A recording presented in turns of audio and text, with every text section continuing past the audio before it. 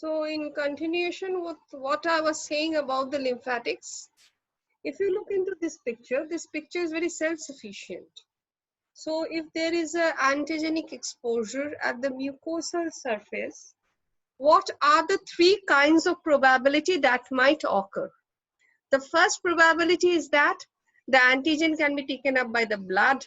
From the blood, it can move via the circulation into the spleen, where if the B lymphocytes come in exposure with the antigen, they'll produce circulating antibodies.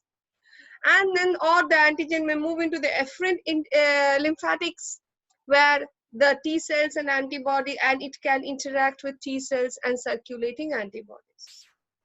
The second probability is that the antigen may move into the epidermal, dermal, or subcutaneous tissues. From there into the afferent lymphatics, lymph node, efferent lymphatics, where it is being exposed to antibodies, T cells and B cells. From therein can move into the thoracic duct to the hard vena cava, and from the hard vena cava back to epidermal tissue. So the pathway can be this, or from efferent lymphatics, it has a possibility of again getting exposed to T cells and antibodies into circulation. And the third probability, if the antigen is exposed into the mucosal tissues of the tonsils or the Peyer's patch, then the antigen directly bypasses all this the nodes in the previous two pathway and moves into the efferent lymphatics. From there, it can come into the presence of T cells and antibodies into circulation. So this is how I mean to say, when the antigen is exposed, the lymphatics take it up, and how via the lymphatics and the circulatory system, the antigen can move into spleen, efferent lymphatics, lymph node. So it depends on in which pathway the antigen is starting to move. Now coming to the secondary lymphoid organ. So we had discussed earlier that the primary lymphoid organs are thymus and bone marrow, and to some extent we also studied in details the two primary lymphoid organs. Now coming to the secondary lymphoid organs, there are a number of secondary lymphoid organs. The secondary lymphoid tissues are basically organized into lymphoid follicles containing aggregates of lymphoid and non-lymphoid cells surrounded by lymphatic capillaries. So the question is lymphoid and non-lymphoid cells. That means cells such as nerve cell is a non-lymphoid cell. So there are cells present in these kind of tissues which provide growth factors for survival, which provides a microenvironment niche for survival. So when we talk about non-lymphoid tissues, it means that those cells which are actually providing food, nourishment to the lymphoid tissue. What's the general function of this lymphoid organ? The general function is that the basic function is that after antigenic challenge, after any kind of antigenic challenge, it is within this the lymphoid organ that the B cell and the T cells complete their maturation. They actually complete their maturation in bone marrow and thymus, but mind it, when they're coming out from bone marrow and thymus, they are naive. They're naive. Many of you pronounce it as naive or naive. They don't know anything. Almost 99% of them are killed. Only that 1% comes into the blood and gets an antigenic exposure. So that antigenic exposure is very important for the life of that particular lymphocyte. So the general function of the secondary lymphoid organ is to give that antigenic exposure to that lymphocyte so that the lymphocyte might survive. Because if the lymphocyte does not get any antigenic exposure, neither a memory cell of it will be recreated and it will die off. So for the life of a particular lymphocyte, it needs to have an antigenic exposure. So the main function of the secondary lymphoid organ is to provide an antigenic exposure to the mature lymphocytes which have come out from bone marrow and thymus, but still yet are naive. Coming to the first lymphoid organ, I'm going to say the secondary lymphoid organ is the spleen. So let me just magnify this particular picture. A bit more magnification is required. So you can see the spleen is divided into three morphologically, very sorry, this is not the spleen, this is the lymph node, very sorry. So if we see, the lymph node is divided into three roughly concentric regions. The cortex, we have the cortex, the yellow color, the paracortex, the orange color, and we have the medulla, the outermost layer or the cortex. So let's concentrate on the yellow color. The outermost layer of the cortex mainly contains lymphocytes, macrophages, and follicular dendritic cells. They are arranged in follicles known as primary lymphoid follicles. So you can see primary lymphoid follicles. So they mainly contain the macrophages and the follicular dendritic cells. After an antigenic challenge, the primary follicles then enlarge to give rise to the secondary follicles, each containing a germinal center. So let us see. So this was a primary follicle. After a sort of any kind of antigenic challenge, the primary follicle got converted into a secondary follicle. And within the secondary follicle, as you can see, we are seeing the presence of germinal center. So this is basically the cortical region. Okay. Beneath the cortex, we have the paracortex. Now the paracortex contains largely populated T lymphocytes. It also contains interdigitating dendritic cells, which are very good in expressing antigens via MHC class 2 or MHC class 1. They express high levels of antigen complexed with MHC class 2 to T helper cells. Okay. Now, it has been observed that when lymph nodes, so the paracortex here, region here cannot be so much distinguished.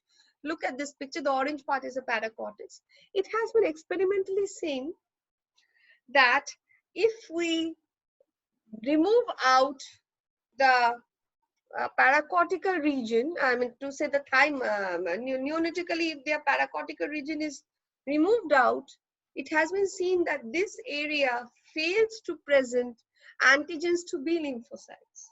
So as you can see, the paracortex consists of lymphocytes mainly which express antigens via the T helper cells, or antigens via the MHC class 2 to the T helper cells. That means it is in this area that the B lymphocytes are activated after interacting with the T helper cells.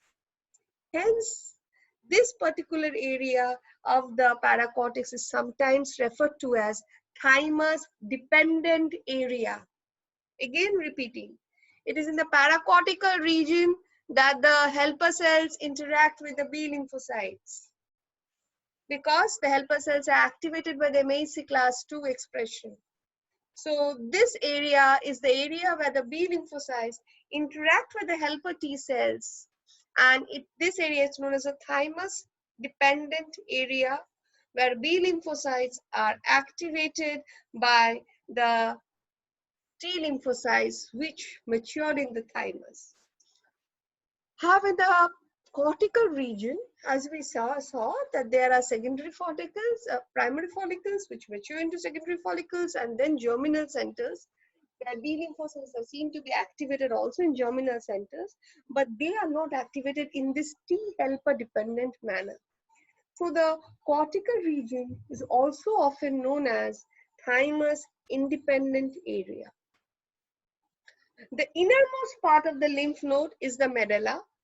The medulla contains more sparsely populated cells of lymphoid lineages, and many cells are plasma cells.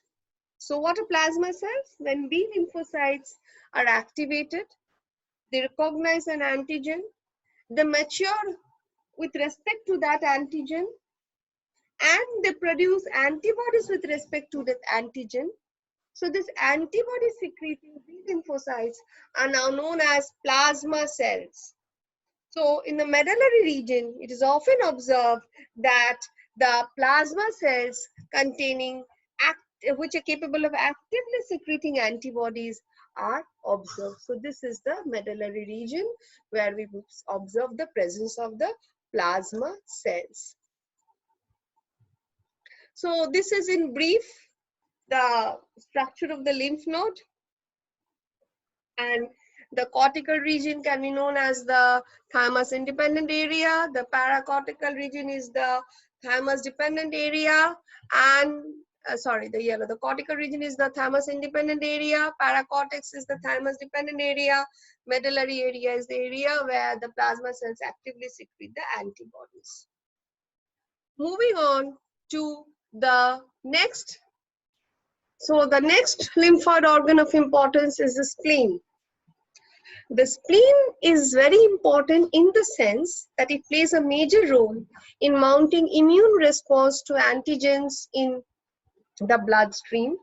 It is a large ovoid secondary lymphoid organ situated high up in the left abdominal cavity. The spleen specializes, once more, please hear this, this is very important. The spleen specializes in filtering blood and trapping blood-borne antigens. The spleen is not supplied by lymphatic vessels. So all the antigens that travel through the blood, specifically through the blood, are taken up by spleen, and the spleen responds to these kind of antigens. The spleen is surrounded by a capsule, as you can see in the structure, that extends into projections called trabeculae. So you can see it is surrounded by the light colored capsule which extends into the interior and are known as trabecula singular, trabeculae plural. The compartments are of two types. There are two categories of compartment in the spleen.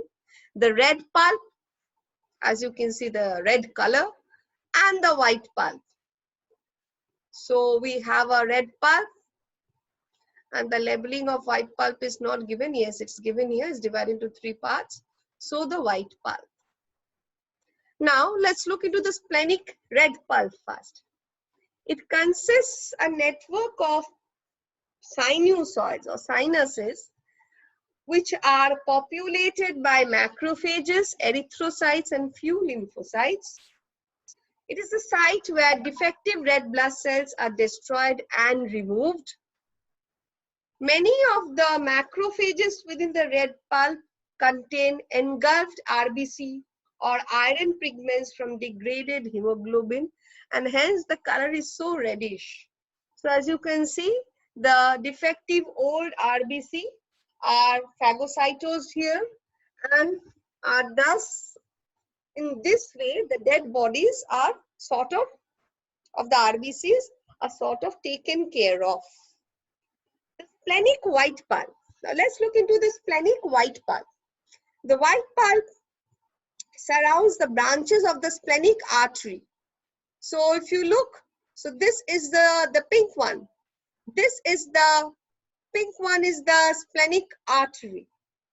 So the white pulp surrounds the branches of the splenic artery, forming a periarterial lymphoid sheath, in short pals, populated by T lymphocytes.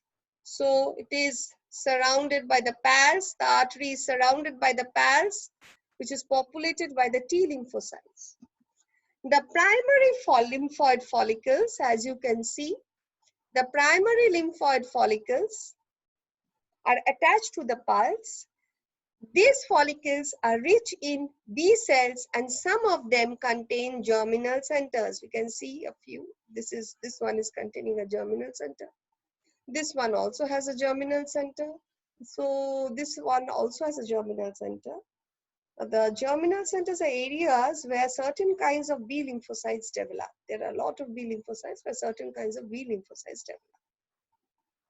Now the marginal zone located to the peripheral to the piles. So let's get into the marginal zone, which is the zone found at the intersection of the red pulp and the white pulp.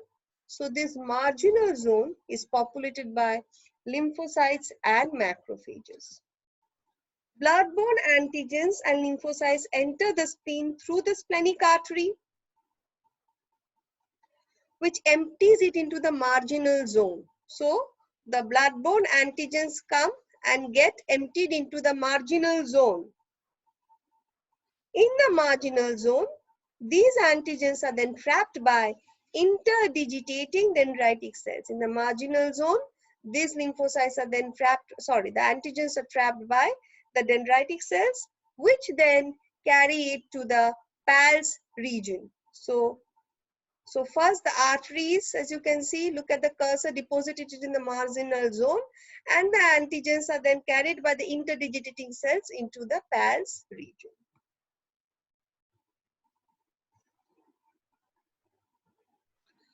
So as you can see, upon antigenic challenge, what happens? The primary follicles develop into characteristic secondary follicles where rapidly dividing B cells and plasma cells are surrounded by dense cluster of concentrically arranged lymphocytes. So that is basically a germinal center. It's nothing but when there is an antigenic exposure, the primary follicles, as you can see, they develop into concentric circles of B lymphocytes or B cells, dividing B cells. These are not plasma cells. These are dividing B cells known as centroplasts. And some of the dividing B cells are converted into plasma cells. So concentrically, one after another, the cells remains arranged here. So that's basically the role of the germinal centers. So with this, we come to another. This was another important secondary lymphoid organ. And coming on to the next lymphoid organ and the last of our class today is the mucosal associated lymphoid tissue. I have magnified the mucosal associated lymphoid tissue. So you can see it's the mucosal associated lymphoid tissue. Just let me magnify it a bit more.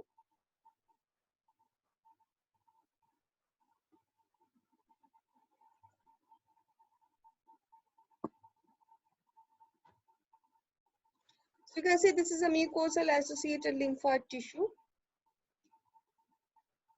So the mucosal membrane lining the digestive tract and the urogenital system have a combined surface of about 400 meters square and are the major sites. The mucus are the main sites of entry of most pathogens. Now these mucosal membrane surfaces are defended by a group of lymphoid tissue known as the mucosal associated lymphoid tissues. Now the diversity in their structure varies. These tissues range from loose, barely organized clusters of lymphoid cells in the lamina propria. You can see the lamina propria. So these, as I was saying, that barely organized clusters of lymphoid cells in the lamina propria of the intestinal villi to well-organized structures such as familiar tonsils and appendix. So appendix is a mucosal associated lymphoid tissue. From very childhood, we have heard about the tonsils, which is also a mucosal associated lymphoid tissue, and the Peyer's patch, which is found in the submucosal lining. So this is the villi. This is the part of the gut. This is the villi. We have the lamina propria in the mucosal lining. And if you look into the submucosal lining, we have the Peyer's patch or the Peyer's patch. Now, what's the importance of this kind of tissue? You can well understand that the importance of this kind of tissue is that it has a large population of antibody producing plasma cells, the number of which exceeds far more than that found in spleen, lymph, and bone marrow. So we have the maximum number of B lymphocytes, completely matured form of B lymphocytes, the plasma cells, which are capable of secreting diverse category of antibodies in this zone. One of the important lymphoid tissues we have heard from the very childhood was the tonsils. They are found in fact in three kinds of location. See the lingual one at the base of the tongue. In fact, I have my one operated. I do not have it anymore. Palatine. No, sorry. My lingual one was there. My adenoids have been operated. The pharyngeal tonsils have been operated. So we have the tongue. This is the tongue. This is the lingual tonsils. These are the palatine tonsils, and these are the pharyngeal tonsils, which is otherwise known as adenoid in the root of the nasopharynx. Now, all the three tonsils are a group of nodular structures containing a meshwork of lymphocytes with macrophages, granulocytes, and mast cells. Here also, the B lymphocytes are organized, as you can see, the B lymphocytes are organized into follicles, and the follicles are then surrounded by T lymphocytes. Another important thing that is noteworthy is that the lamina propria, let's move on to this part, which lies under the epithelial layer, contains a number of B cells, plasma cells, activated T helper cells, and macrophages.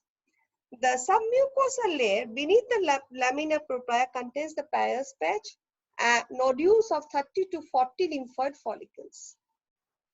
Now, it has been seen that in the Peyer's patch, we can find development of secondary follicles or germinal centers. The antigen transport in this particular region is carried by a special kind of cell known as the M cell. So you can see the M cell. This cell actually helps in transporting the antigen. These are flattened epithelial cells, the M cells. Look at the labeling. These are flattened epithelial cells lacking the microvilli. In addition, they have a deep invagination or pocket in the basolateral membrane. If I magnify this, you'll be able to see that the M cells do not have any microvilli on their surface. See, the other epithelial cells are having microvilli on their surface. The M cells lack microvilli. So these are flattened epithelial cells with a deep invagination or pocket which faces the basolateral membrane. The inner layer of the villi is known as a basolateral membrane. And this pocket is filled with clusters of B cell, T cell, and macrophages. So any antigen in the lumen are endosized into vesicles, transported across the luminal membrane via the M cells, and they are delivered into the potentially activating and they are delivered to create a response of the activated cells in the germinal centers. So this is the function of the M cells, and the mucous membrane as a whole functions in the defense of a lot of pathogens. In some cases, the pathogens can be internalized by the M cell and transported into its pocket, which, as I said, contains B lymphocytes, T lymphocytes, and macrophages. In other cases, it has been seen that the pathogen binds to the M cell and disrupts the cell, thus allowing the entry of pathogens into the lamina propria. Among the pathogens that use M cells for invasion are the salmonella species and Vibrio cholerae, and also the poliovirus. They use these M cells as a mode of entry. So with this, I come to the end of my class of the lymphoid organs. So this was the M cells. I was showing it with, this is the larger size. You can see the structure of an individual M cell. The M cells lack the villi, microvilli. They have a pocket inside on the basolateral membrane surface. And you can see in the pockets are the B lymphocytes, T lymphocytes, and macrophages. You can see the pockets available here. At times, the antigens can get direct entry via the M cells into the germinal centers. And these are germinal centers, and you can see organized. These are the plasma cells secreting antibodies, and the antibodies travel through the epithelial layer into the lumen. This is a very brief scheme about the evolution of the different kinds of lymphoid tissue. So, and the presence of, for example, in the lamprey, there was only gut. Trout, we find the development of thymus, kidney, and spleen. Frog, we see the importance of the bone marrow. In chicken, even though there is the bone marrow is important, but B lymphocytes mature in bursa, and then the mammals. And with this, I come to the end of my topic. Prior to closing, I would say that I have completed my syllabus. So all of you who want to question on any particular topic, note down your questions. On 16th April at 5 p.m., I said that we'll be having an online interactive discussion platform, and we'll take up the questions one by one. So kindly jot down all the questions and send me your questions by 11th April so that I can organize the questions and take up the questions one after another.